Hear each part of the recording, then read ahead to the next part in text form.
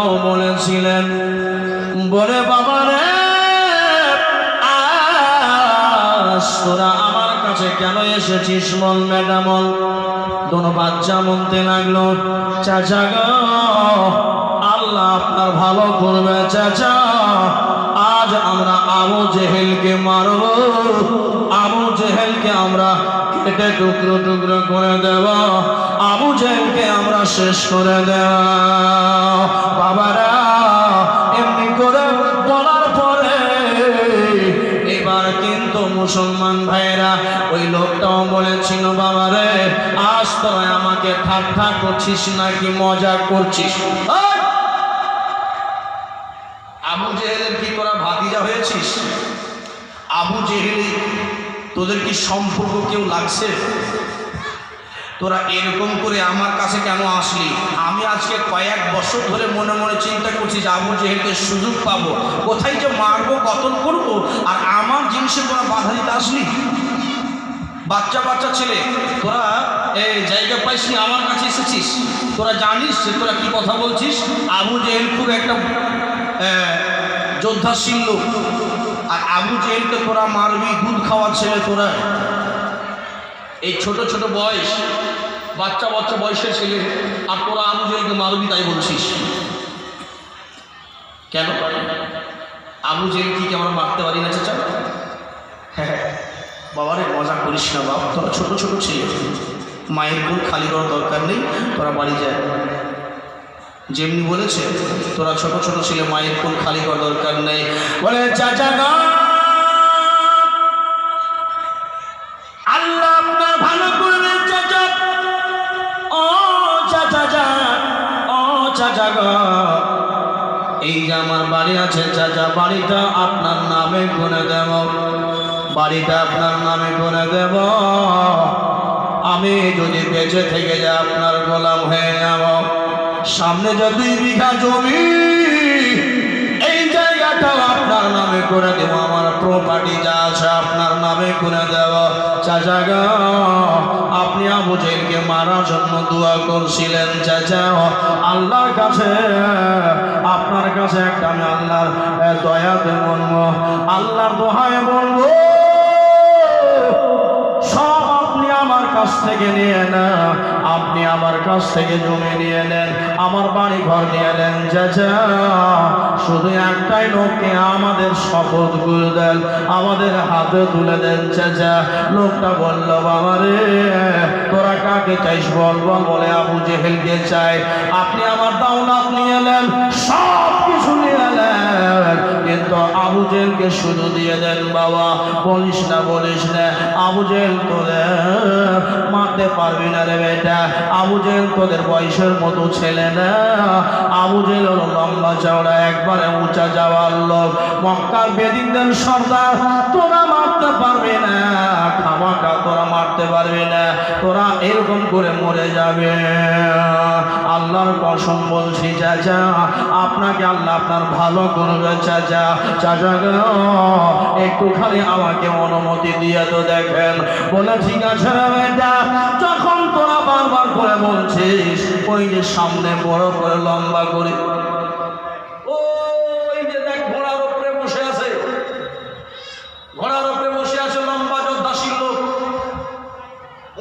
ঘোড়ার উপরে বসে আছে একবারে এত উঁচা লম্বা জামান, ওই দেখতে পাচ্ছিস তো, ওটাই লোকটার নাম হলো আবু জেহেল।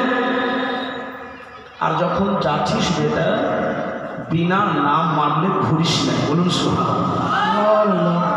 এই বাবা মা শিখিয়ে দিয়েছিল, আমার কথাগুলো ধ্যান দেবেন, মা শিখিয়ে দিয়েছিল বাবা সবচেয়ে কাকে ভালোবাসবি? বলছে নবীকে ভালোবাসবি, ওই নবীর ভালোবাসাটা শোনা। বাবা আমার মা বোনেরা, ওই লোকটা জানো তাকে দিলা, লোকটা বলল ওই সামনে লোকটার নাম হলো আবু জেহেল। এমনি করে বলার পরে বেটা তাড়াতাড়ি করে 2টা বাচ্চা যেন কোমর থেকে তলোয়ার বের করলো, বলুন সুবহানাল্লাহ। 2 বাচ্চা কোমর থেকে তলোয়ার বের করলো, আর কোমর থেকে তলোয়ার বের করার পরে বাবা এমনি করে লম্বা লম্বা ড্যাগ ফেলে বাবা, লম্বা লম্বা ঘোড়ার ড্যাগ ফেলে ঘোড়ার লাগাম ধরে টানতে লাগলো। এ মুসলমান, জঙ্গে বাদরের যুদ্ধের ময়দানে সবাই যেন তাকিয়ে দেখছে, সবাই যেন তাকিয়ে দেখছে। বাচ্চা দুটা ময়দানে গিয়ে চলে আসলো। বাচ্চারা কি আসলো? বাচ্চারা রে, কেন তোরা ময়দানে গেলে? সবাই মিলে ইসলাম হয়ে গেছে, সবাই মিলে তাকিয়ে আছে। এই বাচ্চাটা কার ছেলে? বাচ্চাটা কার সন্তান? বাচ্চাটা কেন ময়দানে গেল? বাচ্চাটা কেন ময়দানে গেল? বাবা, সবাই তাকিয়ে আছে। বাবারা গো, ডাইরেক্ট বাচ্চা দুটো আবু জেহেলের পাশে চলে গেল। আবু জেহেলের পাশে চলে যাওয়ার পরে বাচ্চা দুটা বলল, আবু জেহেল তোর নাম? আরে জোরে বলে না, জোরসে বলিয়ে। আবু জেহেল তোর নাম? তো আবু জেহেল বলেন, ভাবছে বাচ্চা ছিল হয়তো একই রহস্য আছে। আবু জেহেল তোর নাম? এটা ছোট বাচ্চা, 10 বছরের পরে কিংবা 20 বছরের আগে, এরকম মধ্যে 15-16 বছরের বয়স। আবু জেহেল তোর নাম? তো আবু জেহেল মনে মনে চিন্তা করছে, তো চুক্তি করার জায়গা পাইনি, আমার কাছে এসে যাই বাড়ি কোথায়? আর তুই জায়গা পেয়েছিস লোককে ইয়ার কি রহস্য করার জায়গা এখানে পাইছিস, আমার কাছে পাইছিস? সব কি মনে করছিস তোকে মারবো? আবু জেহেল তোরা বাকি আগে এই বাবা যা। নবী তোদেরকে কি করেছিল বাবা? মোহাম্মদ তোদেরকে কি গুণ শিখিয়েছে? মোহাম্মদ তোদেরকে কি ট্যাবলেট খাইয়েছে? তোরা এত পাগল হয়ে মায়ের কোল খালি করার জন্য এখানে এসেছিস, আমার কাছে মরার জন্য। মায়ের কিনেছিস? পালা পালা। যেমনি কথা মনে নেই, বাচ্চা এক ভাইকে ইশারা করে বলে ভাইয়া রে, কাজ শুরু করে দাও, কাজ শুরু করে দাও। এক ভাইকে ইশারা করে, এক ভাইকে ইশারা করলো, তলোয়ার খানা বের করে খতম করে দাও। ছোট্ট ভাই মৌস আবু জেহেলের পিছন নিয়ে গেল। আবু জেহেলের পিছন নিয়ে যাওয়ার পরে, আবু জেহেলের পিছন নিয়ে যাওয়ার পরে বাবারা এমন করে তলোয়ার মারলো, এমন করে দিল্লিতে একটা তলোয়ার মারলো। আবু জেহেল 2 খণ্ড হয়ে ঘোড়ার 2 পার্শ্বে পড়ে যেন জমিনে লটকাতে লাগলো।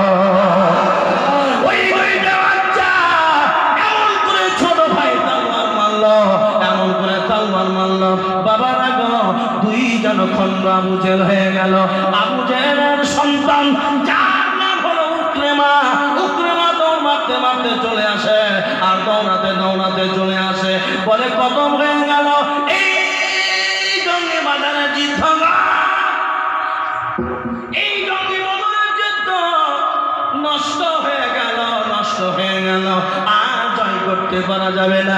কেন জয় করতে পারা যাবে না? আমার সোনার আব্বাকে মেরে দিল, আবু জেহেলের বাপকে মেরে দিয়েছে, তো ছেলেকে তো রাগ হবে, হবে ছেলে তো রাগ হবে। আবু জেহেলের ছেলে দৌড়াতে দৌড়াতে এসে বলছে, ওই মুসলমান, আবু জেহেল একটা মক্কার বেদীনের সন্তান। মনে মনে চিন্তা করলো, আমাকে একটা বাচ্চা যখন মেরে দিয়েছে, বাচ্চাটা দিয়ে লাল লাল চোখ করে দেখছে। আবু জেহেলের দমখানা ফুসফুস ফুসফুস করে বেঁচে আছে, একটুখানি দমখানায় আছে। আবু জেহেলের দমখানা একটুখানি দম আছে, একটুখানি দমের মধ্যে ওই বাচ্চা দুটাকে বলল, বাচ্চা দুটাকে একবার নজর করে দেখলো, কে তোরা? বীরের বেটা বীর রে, আমার কলেজায় তলোয়ার মারলি, আমার কলেজায় তোরা ছোট্ট ছোট্ট ছেলেরা, আমার কলেজায় তলোয়ার খানা মারলে, আমায় তোরা শেষ করে দিলে। মুসলমান আবু জেহেল নিজের মুখে থুতু নিয়ে নিজের কপালে চালায়, হায় হায় আবু জেহেল রে, এই বাচ্চাটার মোকাবেলা করতে পারলি না। আবু জেহেল নিজের মুখে থুতু নিয়ে নিজে চালাইছে, পাটাপাট মারছে। আর কি মানে একবার মারলো, দুইবার মারলো, আবু জেহেল শেষ, যেহেতু পেটে মেরে দিয়েছে তালবা। এবার আপনারা আমাকে একটা অ্যান্সার দিয়ে বলুন, নবীর ভালোবাসা কত বড় কাজ করলো? 1 নম্বর, 2 নম্বর, মায়ের শিখিয়ে দেওয়া কত বড় কাজ করলো? কথা ভালো বলছি না? কথা বলবেন আমার সাথে, ঠিক বলছি না বেঠিক বলছি? তাহলে আপনাদেরকে ছেলেদেরকে শিখিয়ে দেওয়া দরকার আছে কি না? না এই শিখিয়ে দিবেন? একটা মা নিজের ছেলেকে শিখিয়ে দিচ্ছে, এই বাবা বাচ্চা বলছে আম্মা আমি পেশাব করবো। পেশাব করবি? মারবো একটা মাথা। পেশাব ভাষা বলতে সাহস করছিস কীভাবে? পেশাব কথা বলবি না। বড় লোকের আমাদের পরিবেশটা বড় লোকের পরিবেশ, যখনই পেশাব করা হবে পেশাব শব্দটা মুখে আনবি না। মা পেশাব লেগেছে বলবো কি? বলছে বাবা যখন পেশাব লেগেছে তো বলবি যে গান করবি। কি করবো? গান। মা শিখিয়ে দিচ্ছে। হাই রে মা, মায়ের মতো মা, মায়ের মতো মা কাকে বলে? মা কাকে বলে? মায়ের মতো হক যদি আদা করে মারে তোমার জন্য জান্নাত। বলে কেমন করে মৌলানা? ও বাবারা গো, মা পেটের মধ্যে যেটা বাচ্চা থাকে 7 মাসে যখন বাচ্চা হয়ে যায় মায়ের পেটে, মায়ের পেটে যখন 7 মাসে বাচ্চা হয়ে যায়, ও দারুণ কথা বলছি, মায়ের পেটে 7 মাসের বাচ্চা যখন হয়ে যায়, মায়ের পেটের থলি যেটা আছে, আমার মা আপনারও মা আছে, আমারও মা আছে, মায়ের পেটে যখন থলিটা, যখন যত বড় মায়ের পেটে থলি, ওই থলিটা কিন্তু 7 মাস যখন মায়ের পেটে বাচ্চা হয়ে যায় তখন কিন্তু থলি পরিপূর্ণ হয়ে যায়। বাচ্চা 8 মাসের হয়ে গেল, তাহলে থলি তো 7 মাসেই পুরি হয়ে গেছে, তাহলে বাচ্চা তো 7 মাসের বাচ্চা যখন মায়ের পেটে হয়ে যায় তখনই কিন্তু পরিপূর্ণ হয়ে যায়, মানে থলিটা ভরে যায়। আচ্ছা বলুন তো, এইবার যদি বাচ্চা বড় হয় মায়ের পেটের থলিটা ফাটবে না বাঁচবে না থাকবে ভালো? আপনারা বলবেন একটা পরীক্ষণে 1 কেজি জল আনবে, ওদের 2 কেজি ভরবেন, তো থলিটা থাকবে না ফেটে যাবে? মানে মূল্যবান কথা বলছি, আপনারা বুঝে যাবেন। বাচ্চা, আচ্ছা পিছনকার আমার ভাইরা বুঝতে পারছেন তো? কথা বলবেন আমার সাথে, হাত খাড়ি করবেন, ইয়া রাসূলুল্লাহ। একবার হাত উঠিয়ে বলবেন, কিয়ামতের দিন আপনার হাতখানা অটোমেটিক উঠে যাবে। আমার নবীর মুহাব্বতে যদি ইয়া রাসূলুল্লাহ বলেন তো কিয়ামতের ময়দানে একটা নেকি যখন কমে যাবে, আমার নবীর কাছে যখন শাফাত চাইতে যাবেন, নেকি চাইতে যাবেন, তো আমার নবীকে ডাক দিবেন ইয়া রাসূলুল্লাহ। তো এখন যদি ইয়া রাসূলুল্লাহ বলার অভ্যাসটা থাকে তো আলা হযরত আসিমুল বারকাত মুজাদ্দিদুদ্দিন মিল্লাত শাহ ইমাম আহমদ রাজা খান ফাজিল বাড়ি বলেন যে নবীর সঙ্গে 80কে যদি হাত খাড়া করে ইয়া রাসূলুল্লাহ বলো তো কিয়ামতের ময়দানে তোমার নবীকে ডাকতে তোমাকে তোমার হাতখানা এমনি উঠে যাবে। তাহলে ইয়া রাসূলুল্লাহ বলুন, ইয়া রাসূলুল্লাহ। বাবা আমার ভাইনা মার কোলে যায় যখন 7 মাসের বাচ্চা, 7 মাসের বাচ্চা যখন মায়ের পেটে, এবার যখন 8 মাসের বাচ্চা হয়ে যায়, মার থলি বাড়ে না গো, মার থলি বাড়ে না, মায়ের থলি বাড়ে না, মায়ের থলি বাড়ে না, মায়ের থলি বাড়ে না, বাচ্চা কিন্তু বড় হয়ে যায়। হাজীগঞ্জের আমার ভাইরা, হাজীগঞ্জের ভাই আমার বাবু আব্বা জানেরা, মা বোনেরা, বড় মূল্যবান কথা বলছি। বাচ্চা যখন বড় হয়ে যায় তখন কি হয় জানেন? বাচ্চাটা বড় হয়ে যায়, এবার মায়ের পেটে জায়গা তো আর নাই, হচ্ছে কি তখন বাচ্চাটার পাটাকে দমিয়ে, বাচ্চাটার পাটাকে দমিয়ে মায়ের তলে যাই লাতটাকে সেটিং করে যাওয়া হয়। অবশ্য কোথায় সেটিং করা হয়? বাচ্চাটা যখন 8 মাস হয়ে যায়, 7 মাসে তো মায়ের থলি ভরে গেল, 8 মাসে বাচ্চা হয়ে গেলে কিন্তু বাচ্চাটার পাটা দমড়িয়ে মায়ের তলে যাই সেটিং করা হয়। কোথায় সেটিং করা হয়? কলে যায়। লাভটা কোথায় সেটিং করা হয়? কলেজায়। এই কথাটা বলে রাখবেন, মায়ের পেটে বাচ্চাটার লাভ কলেজায়, মায়ের কলেজায় সেটিং করা হয়। উরি মৌলভী সাহেব, তাহলে তারা ঝামেলার ব্যাপার না, ঝামেলার ব্যাপারটা নেই। আমার বাবারা, ভাইরা, আমার মা বোনেরা, আমার আব্বা জানেরা গো, মায়ের কলেজায় লাভ সেটিং করা হয় এবং এটাও প্রমাণ হয় মায়ের কলেজায় বাচ্চা যখন লাভটা সেটিং করে দেওয়া হয়, বাচ্চা একবার কলেজায় লাভ মারে না।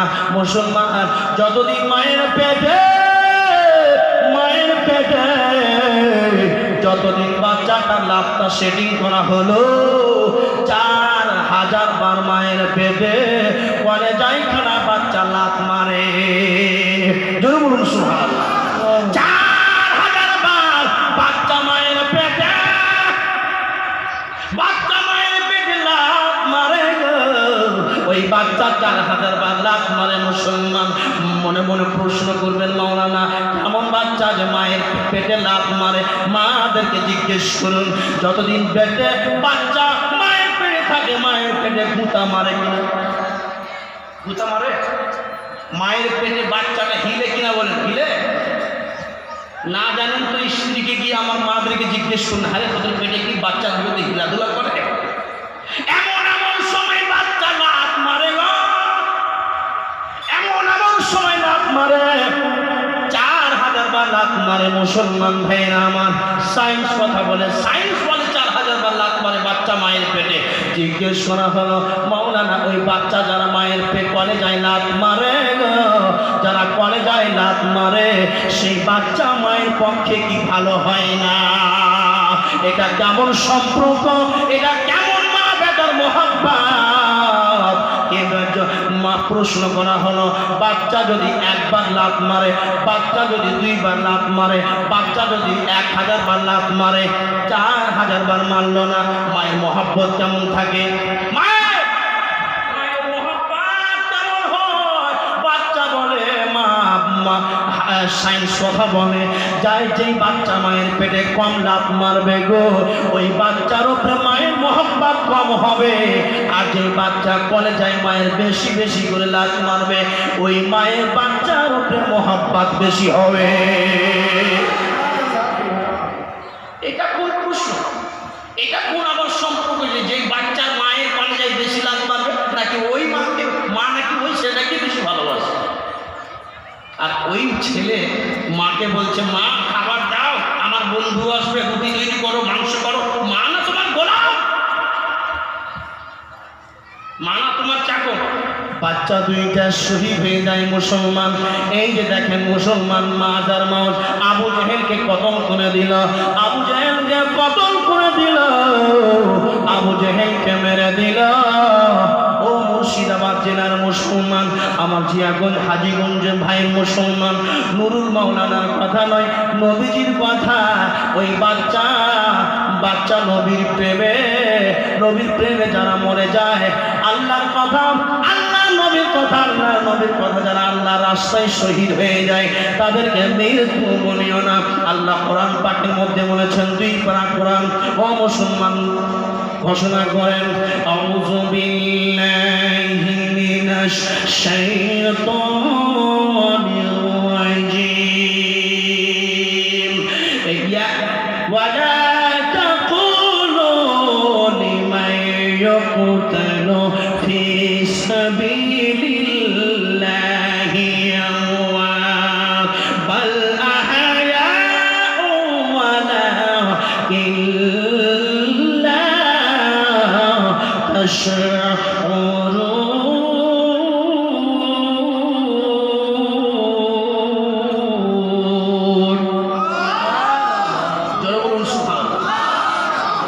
যারা আল্লাহ রাস্তায় শহীদ হয়ে যায়, তারাকে মৃত্যু বলিও না, তারা জীবিত।